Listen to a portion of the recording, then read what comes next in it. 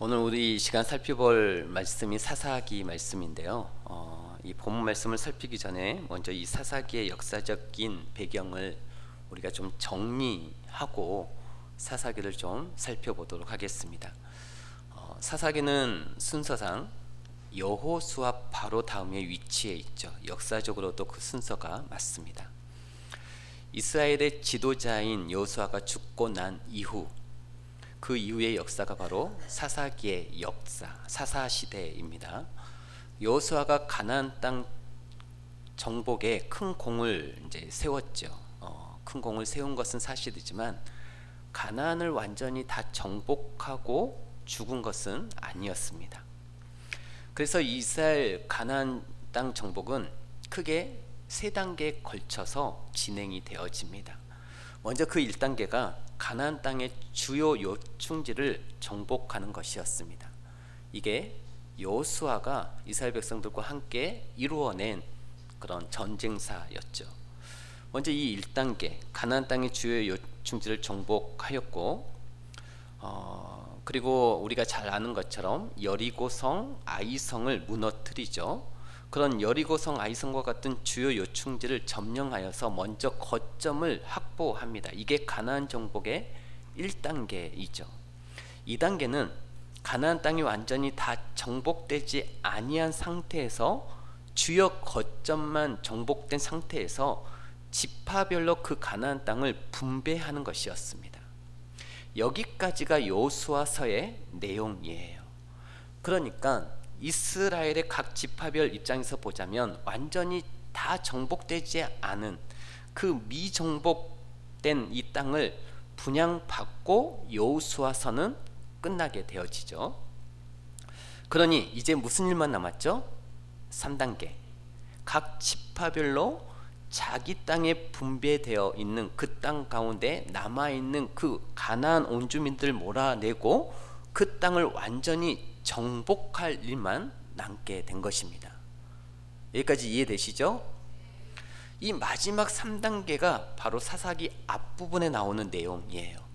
모든 지파들이 각각 분배받은 그 미정복한 땅을 정복하는 내용으로 사사기는 시작이 되어집니다.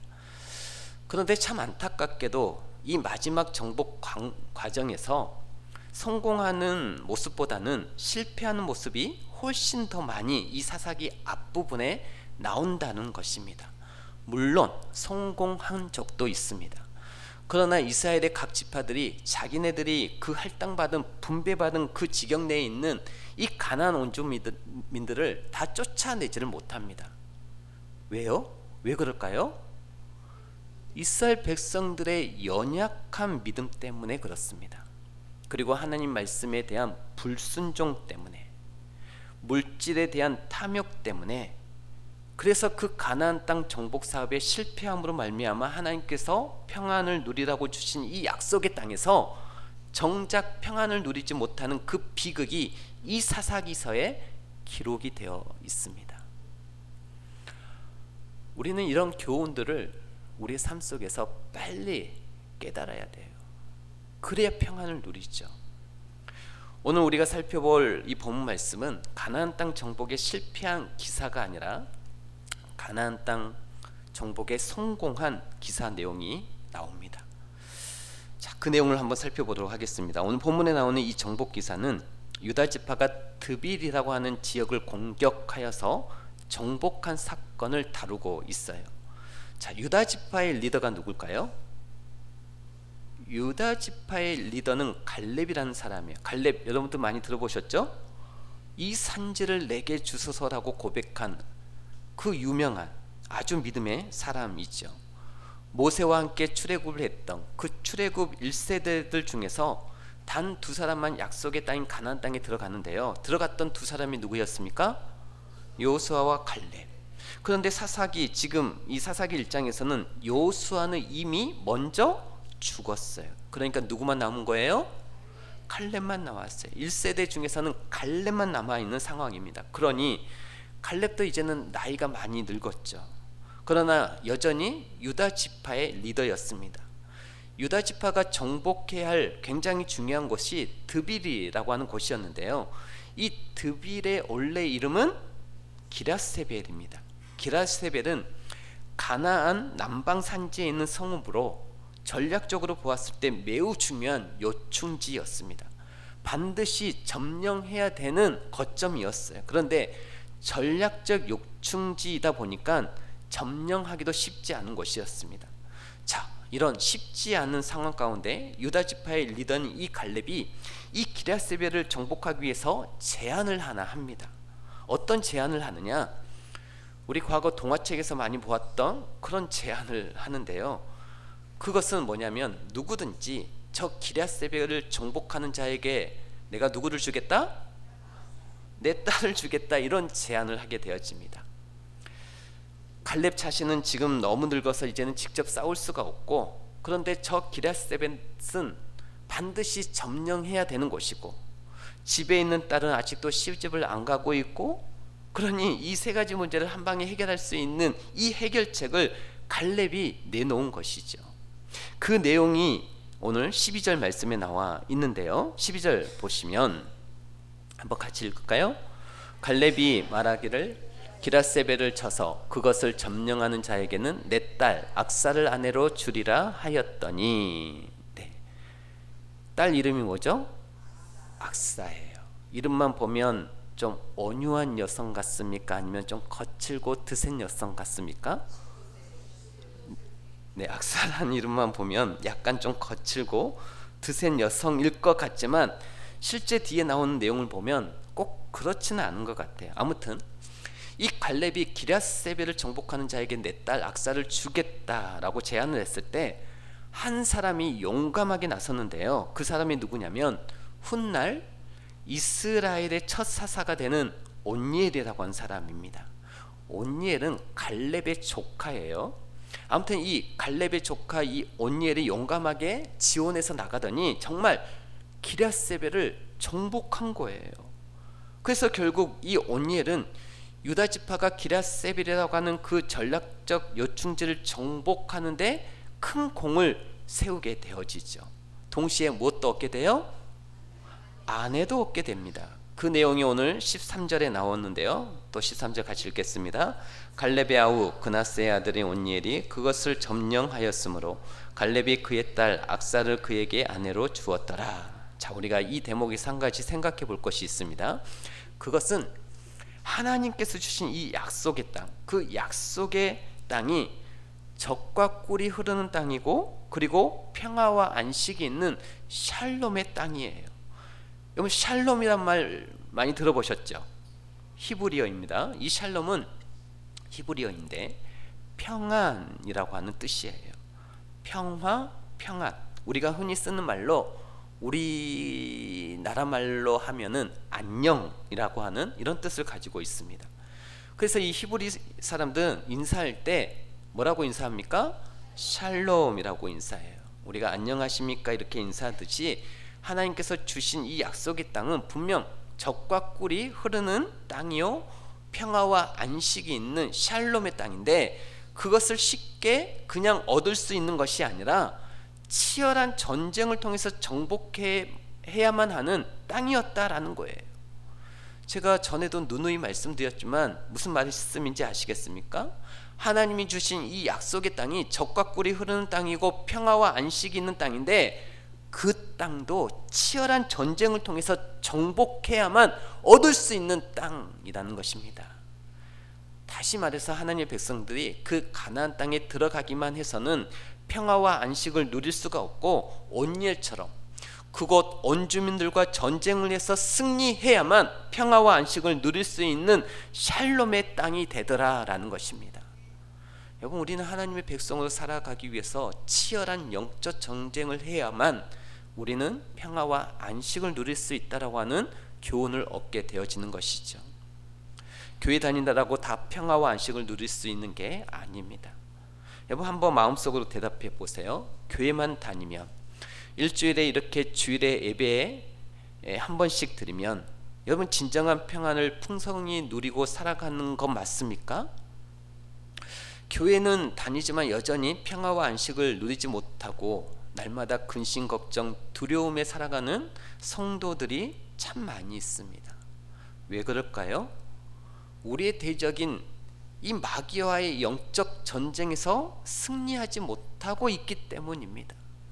그것조차 싸우려고도 하지 않고 있기 때문에 그래요. 그러니 가나안 땅에는 들어왔는데 샬롬, 평화가 없는 거예요. 샬롬의 땅에서 평안이 없는 엔샬롬의 삶을 살아가고 있는 것입니다. 그게 오늘 이 사사기에 나오는 이스라엘 백성들의 모습이거든요. 분명히 가나안 땅에 들어왔어요. 땅은 샬롬의 땅인데 현실은 엔샬롬, 평안이 없는 엔샬롬의 삶을 살고 있는 아주 비극적인 모습입니다. 그럼 사실 우리 몸 안에도 날마다 전쟁이 일어나고 있는 거 여러분 아시죠? 눈에 보이지는 않지만 하루에도 수많은 병균과 바이러스가 몸 안으로 들어오고 몸 안에서 계속해서 암세포가 만들어지지만 우리가 별 문제 없이 이렇게 살아갈 수 있는 이유가 무엇이겠습니까? 물론 하나님의 은혜도 있지만 우리 몸이 그것들과 싸워서 이기고 있기 때문입니다. 내 몸 안에 들어온 나쁜 병균들과 싸워서 이긴다라고 하는 것은 그만큼 내게 저항할 능력이 있다는 말이고 면역력이 있다라는 말이에요. 그런데 그 힘들이 어떻게 생겨납니까? 그냥 생기는 게 아니죠. 우리가 그 힘을 위해서 날마다 하고 있는 것들이 있어요. 우리는 아무리 바빠도 밥을 챙겨 먹습니다. 왜요? 그 힘이 있어야 되니까요. 어디 밥만 먹습니까? 다른 여러 가지 음식들도 챙겨서 먹고 또 아무리 바빠도 잠도 자고 운동도 하고 때로는 건강 보조식품도 먹습니다. 이게 전부 바이러스 이런 것들과 싸움을 위한 준비들이에요. 우리는 늘 싸움을 하고 있단 말이죠. 육체적으로도 그 싸움에서 이기면 건강한 모습으로 편안하게 사는 것이고 그 싸움에서 지면 병이 생겨서 몸이 불편해지기 시작하는 것이죠. 영적으로도 마찬가지예요. 여러분들이 예수님을 믿고 하나님의 자녀가 되었다는 사실 하나만으로 평생 평안을 누릴 수 있는 게 아니다라는 겁니다. 하나님의 백성으로 만들어져 가야죠. 날마다 쉬지 않고 공격해오는 이 마귀와의 영적 전쟁에서 승리해야 평안을 누릴 수 있는 것이지 내가 크리스찬이라고 하는 신분증 하나만 가지고 평생 평안을 누리는 게 아니단 말이죠. 우리가 보이지 아니하는 이 마귀와의 치열한 영적 전쟁에서 승리하기 위해서는 날마다 영혼의 양식인 하나님의 말씀을 먹어야 될 줄 믿습니다. 우리가 육의 건강을 위해서 여러분들이 매일 밥을 먹고 음식을 챙겨 먹는 것처럼 영혼의 건강을 위해서도 매일 바른 말씀을 여러분 유튜브에서 아무 말씀이나 검색하는 것이 아니라 오염되고 독이 섞인 이 말씀들도 얼마나 많이 있습니까? 바른 말씀이어야 합니다. 바른 말씀을 매일 듣고 읽고 묵상해야 합니다. 그리고 날마다 기도해야 돼요. 쉬지 않는 이 마귀의 공격이 있기 때문에 우리도 쉬지 않고 기도해야 하는 것입니다. 깨어있는 기도를 통해서 마귀와의 이 싸움에서 승리해야 그 결과물로 우리에게 이 평안이 우리 가운데 얻게 되어짐을 믿으시기를 바랍니다. 그러니 예수님께서 계속 제자들에게 너희들은 시험에 들지 않게 깨어 있어 뭐하라? 기도하라. 기도하라. 그런데 이 깨어 있어라고 하는 이 단어와 기도는 항상 세트로 묶여서 나옵니다. 마귀와의 싸움에서 이기기 위해서는 깨어 있어야 되는데 그러려면 너희들 쉬지 않고 기도해야 된다. 날마다 기도하는 그런 거룩한 습관과 영적인 훈련들을 놓치면 안 된다라는 거죠. 여러분 기도하지 않는 그리스도인들이 얼마나 많은지 모릅니다. 영적 전쟁에서 이길 수가 없는 거죠. 늘 좌절하고 실패할 수밖에 없고 그래서 평안을 잃어버리게 되어집니다. 여러분 이것이 우리가 예배 생활에 힘써야 될 중요한 이유 중에 하나입니다. 여러분 예배 안에 말씀도 들어있죠, 기도도 들어있죠, 찬양도 들어있죠. 다 들어있거든요. 그래서 우리는 이 예배를 힘써야 합니다. 이 예배 안에 다 들어있기 때문에 그래요. 그리고 여러분이 코로나 대유행 기간을 통해서 아마 다 느끼셨을 것입니다. 집 안에서 방 안에서 나 혼자 기도하고 나 혼자 찬양하는 것보다 성도들이 함께 모여서 성도들의 많은 기도가 심겨져 있는 이 예배당에 성도들이 함께 모여서 함께 기도하고 함께 찬양할 때 훨씬 더 은혜가 되고 더 강력한 성령의 임재가 있다라고 하는 것을 여러분들은 분명히 이 코로나 대유행 기간에 느끼셨을 것입니다. 예배 때 임하는 우리는 이 신앙의 공동체 가운데, 예배 가운데 임하는 그 은혜와 성령의 역사로 우리 안에 있는 근심과 걱정과 두려움의 바이러스를 다 죽여야 하는 것이죠. 그 승리를 거둘 때 비로소 우리 안에 참된 평안이 임함을 믿으시길 바랍니다. 이 예배를 사모해야 됩니다. 오늘날 많은 성도들이 예수님을 믿고 약속의 땅에는 들어와 있는데 영적 전쟁에서 이기질 못해서 평안을 못 누리고 있는 거예요. 오늘 이 사사기의 비극이 오늘날 우리들에게도 있다라는 말입니다. 분명히 약속의 땅에 들어와 있어요. 샬롬의 땅에 발을 딛고 사는데 우리의 삶의 현실은 샬롬이 아니라 엔샬롬인 경우들이 많다라는 것이죠. 평안이 없어요. 왜? 영적 전쟁에서 지고 있기 때문에. 이것은 가정도 마찬가지고 교회도 마찬가지입니다. 교회를 한번 생각해 볼까요? 우리 생각에는 교회면 다 평안할 것 같죠. 여러분 그렇지 않습니까? 다른 것도 아니고 주님의 몸된 교회면 다 평안할 것 같잖아요. 그런데 현실은 그렇지 않습니다. 평안이 없고 다툼과 분열 가운데 있는 교회들이 이 땅에 있을까요? 없을까요? 많이 듣잖아요. 있습니다. 교회라고 다 평안하지 않아요.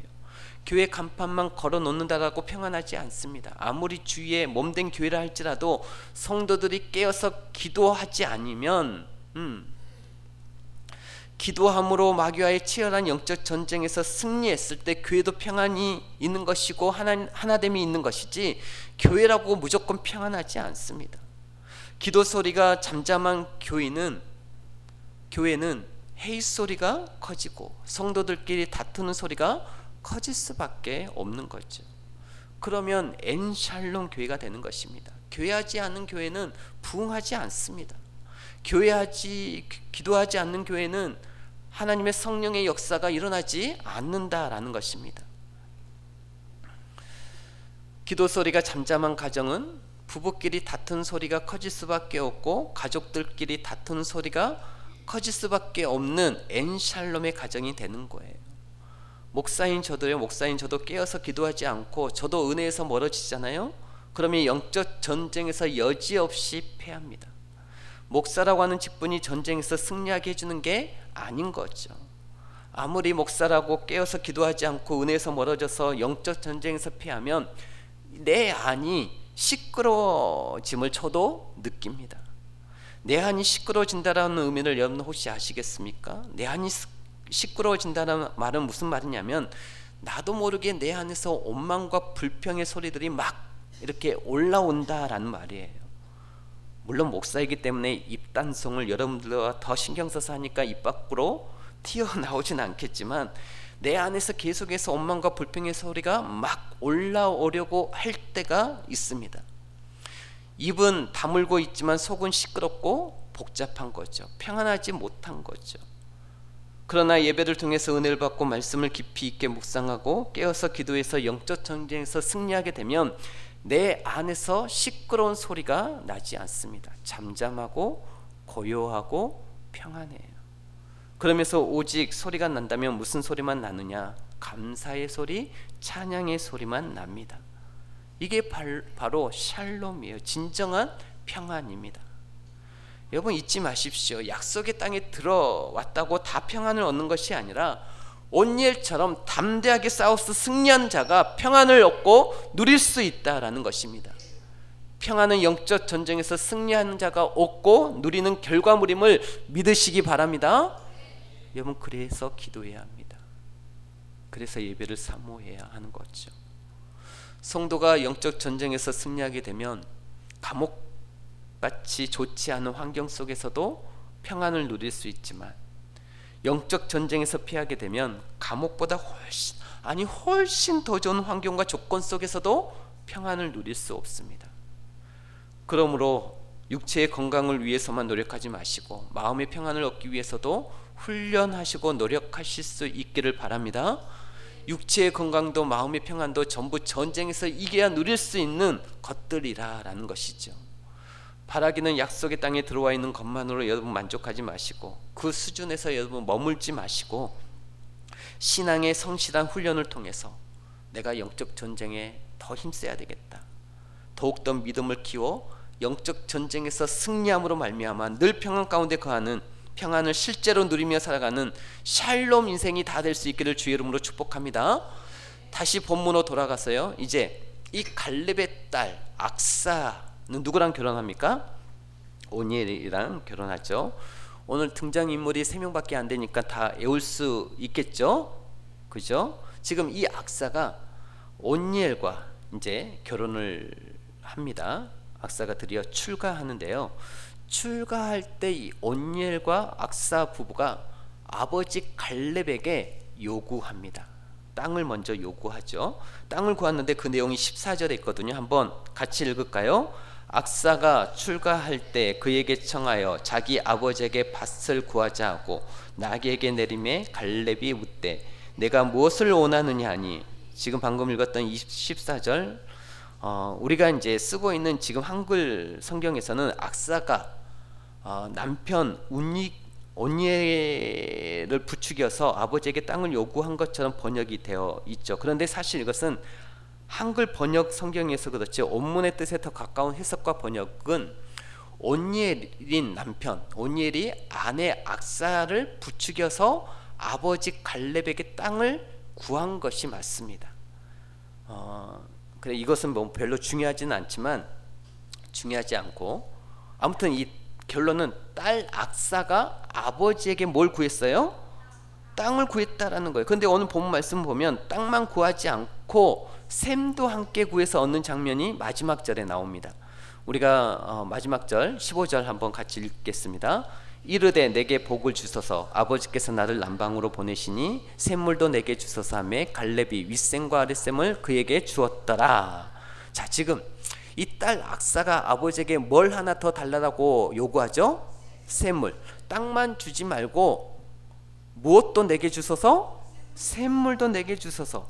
땅만 주지 마시고 샘물도 같이 달라라는 것이죠. 그러자 아버지 갈렙이 흔쾌히 줬어요? 아니면 화를 내면서 거절했어요? 흔쾌히 줬습니다. 윗샘과 아랫샘을 세트로 다 줬어요. 우리는 이런 것만 봐도 확실히 이 딸들은요 진짜 잘 챙긴다라고 하는 것을 알 수 있습니다. 시집갈 때 그냥 나가지 않고 아무튼 꼼꼼하게 뭐라도 하나 더 챙겨서 정말 알뜰살뜰하게 챙겨서 나가는 이 모습을 성경에서도 보게 되어집니다. 자, 우리가 이 대목에서 생각해 봐야 될 것은 이것입니다. 왜 아버지 갈렙이 샘물도 달라라고 하는 이 딸의 요구 앞에서 그렇게 흔쾌하게 윗샘과 아랫샘을 다 내주었을까 하는 것입니다. 여러분, 당시 이 샘이라고 하는 것은 우리 창세기에도 보면 나오잖아요. 그 당시 우물 하나 가지고 있다라고 하는 것은 굉장히 큰 재산이었습니다. 그런데 땀이 샘을 달라고 하는 것은 지금 굉장한 재산을 요구하고 있는 건데 윗샘과 아랫샘을 흔쾌하게 이 갈렙이 다 내주었어요. 아버지인 갈렙이 왜 그랬을까요? 정답부터 말씀을 드리자면 딸 악사의 요구가 너무나도 정당한 요구였기 때문입니다. 오늘 본 말씀을 보시면 이 딸 악사가 아버지 갈렙에게 샘을 구할 때 그냥 구하지 않습니다. 왜 아버지가 저에게 샘물도 같이 줘야 되는지 그 이유를 정확하게 밝히고 있어요. 15절 말씀을 다시 보십시오. 그 이유를 뭐라고 하죠? 아버지께서 나를 어디로 보내시니? 남방으로 보내시니, 이게 이유입니다. 아버지가 나를 북방도 아니고 남방으로 보내시기 때문에 당연히 샘물도 같이 주셔야 합니다, 이 말이에요. 그러면 지금 이 남방이 도대체 어떤 곳인가? 여러분, 이 남방은요 히브리어로 네게부라고 하는 지역인데 이 네게부 지역은 가나안 땅 남단에 있는 그런 곳으로서 굉장히 건조한 반사방 지대입니다. 그러니 절대적으로 뭐가 필요한 곳이에요? 샘이 필요한 곳입니다. 반사막 지역에서 샘이 없다 그러면 사실 살 수 없는 곳이고 머무를 수 없는 그런 땅이란 말이죠. 악사가 지금 그 말을 한 거예요. 아빠, 신혼집을 아빠가 반사막 지대로 주셨으니까 당연히 무엇도 같이 줘야 된다고요? 샘도 같이 주셔야죠. 그러니 아버지 갈렙이 누가 들어봐도 당연한 요구거든요. 정당한 요구거든요. 그러니 흔쾌히 윗샘과 아랫샘을 다 세트로 내준 거죠. 우리가 이 모습을 통해서 깨달을 수 있는 사실이 하나 있어요. 자녀가 무엇을 구할 때 아버지는 흔쾌히 내어주신다 이렇게 대답하면 곤란하고, 자녀가 합당한 필요를 구할 때 욕심을 구하는 게 아니라 진짜 필요한 그 필요를 구할 때 아버지는 흔쾌히 내어주신다라는 거예요. 여러분, 우리가 하나님의 자녀잖아요. 우리가 하나님의 자녀이고 하나님이 우리 아버지라 할지라도 우리가 욕심을 구하면 하나님은 흔쾌히 내어주지 않습니다. 하나님의 나라와 그를 위하여 구하며 아버지는 흔쾌히 내어주신다라는 거예요.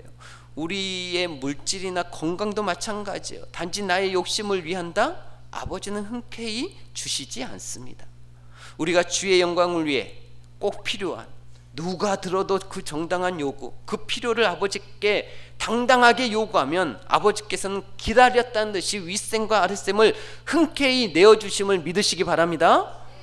악사처럼 하나님께 필요를 구해서 즉각적으로 응답받는 그런 대표적인 성경의 인물이 바로 솔로몬이지 않습니까? 솔로몬은 하나님께 뭘 구했죠? 지혜를 구했습니다. 그런데 그 지혜를 구할 때 그냥 지혜를 구하지 않고 분명한 이유를 말했어요. 하나님께서 왜 저에게 지혜를 주셔야 되는지 분명한 이유를 밝혔습니다. 제가 그 대목을 읽어드릴게요. 역대하 1장 10절 말씀 보면 이렇게 기록이 되어 있습니다. 주는 이제 내게 지혜와 지식을 주사 이 백성 앞에 출입하게 하옵소서. 이렇게 많은 주의 백성을 누가 능히 재판하리이까 하니. 자, 지금 이 솔로몬이 하나님께 지혜를 구하면서 분명한 이유를 밝히고 있습니다. 그 이유가 뭐죠? 하나님이 제게 하나님의 백성을 한두 명 맡기신 게 아니잖아요. 이렇게 많은 백성을 맡겼으면 이렇게 많은 백성들을 공정하게 재판할 수 있는 지혜도 함께 주셔야죠. 그러니 하나님이 들었을 때 너무나 이것은 정당한 요구고 하나님의 마음에 딱 맞는 거예요. 그래서 하나님께서 역사의 전무후무한 지혜를 흔쾌하게 내어주셨고 덤으로 다른 여러 가지 복들도 주신 것입니다.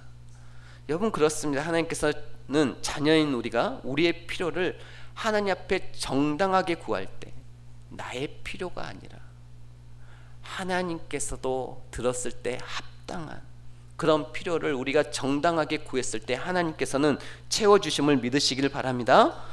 또한 우리가 이 대목에서 하나 더 기억해야 될 사실은 아무리 그 구하는 것이 필요가 있다고 할지라도 그것을 간절히 뭐 해야 채워주신다는 겁니까?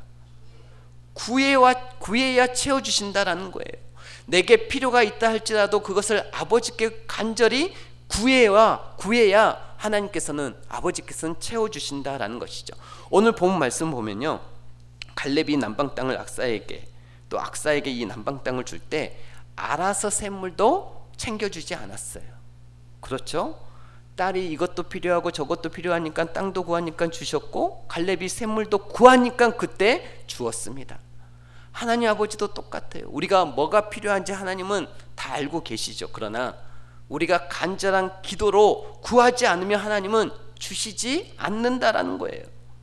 그 이유는 제가 이전 설교 때 여러분들에게 여러 번 설명을 드렸죠. 구하지 않았는데 하나님이 주시면 우리는 그것이 하나님부터 온 것인지를 그 자체를 모릅니다. 그래서 하나님께서 감사하지도 않고 영광 돌려드리지도 않아요. 그래서 하나님은 아무리 필요한다 할지라도 간절히 구해야 주심을 믿으시기를 바랍니다. 그러므로 저와 여러분도 악사처럼 우리 아버지 대신 하나님께 필요를 당당하게 간절하게 기도로 구할 수 있기를 바랍니다. 하나님 배우자만 주시 마시고 배우자와 함께 살 수 있는 집도 주셔야죠.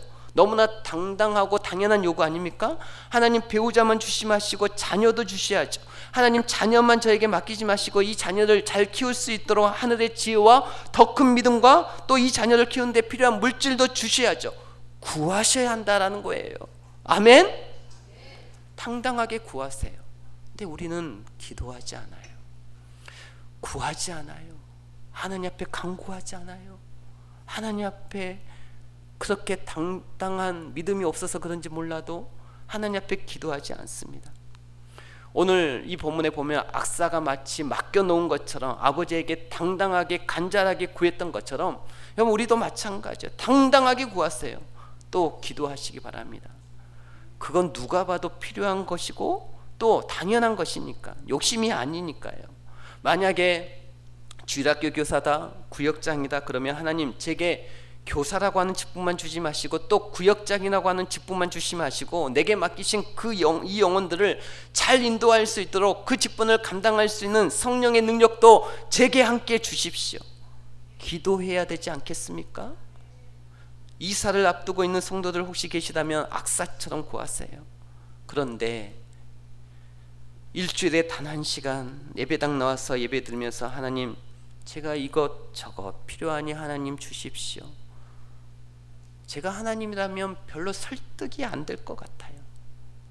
예배의 자리, 기도의 자리, 봉사의 자리에 열심히 나오면서 하나님 보십시오. 이렇기 때문에 제 삶이 이렇기 때문에 당연히 이것도 필요하고 저것도 필요합니다. 그러니 아버지 하나님이 보셨을 때 내가 봐도 그건 너에게 있어서 진짜 필요하다. 그러면서 흔쾌하게 내어주시는 것이죠. 저는 하나님께서 그 마음을 보세요. 우리의 마음, 간절한 마음, 또 우리의 삶의 모습을 통해서 진짜 그런지를 보시는 거죠. 저는 바라기는 악사처럼 필요를 간절하게 구하셔서 그 필요를 채워주신 하나님의 은혜를 풍성히 경험할 수 있기를 주의 이름으로 축복합니다. 말씀을 정리하겠습니다. 우리는 이미 주 안에서 약속의 땅에 들어와 있는 자들입니다. 아멘이시죠? 샬롬의 땅에 들어와 있는 자들이에요. 그러나 들어와 있다는 사실 하나만으로 평안을 누리며 살 수 있을 것이다 착각하지 마시기를 바랍니다. 이스라엘 백성들은 샬롬의 땅에 들어왔으나 전쟁에서 온전하게 승리하지 못함으로 평안이 없는 엔샬롬의 삶을 살았습니다. 이 비극이 우리들의 삶 속에 반복되지 않도록, 그래서 우리는 날마다 말씀과 기도 가운데 깨어 있으셔야 합니다. 날마다 말씀과 기도 가운데 하나님을 바라봐야 합니다. 마귀와의 영적 전쟁에서 예수의 이름으로 승리해야 합니다. 우리는 말씀과 기도로 늘 훈련되어져야 해요. 그래야 그 승리에 대한 결과물로 평화를 누리며 살아갈 수 있는 것입니다. 그리고 악사처럼 간절한 기도로 날마다 필요를 하나님께 당당하고 간절하게 구하셔야 합니다. 그래서 우리가 윗셈과 아랫셈을 흔쾌하게 내어주시는 하나님 아버지의 풍성하신 은혜를 경험하고 간증할 수 있기를 주의 이름으로 축복합니다.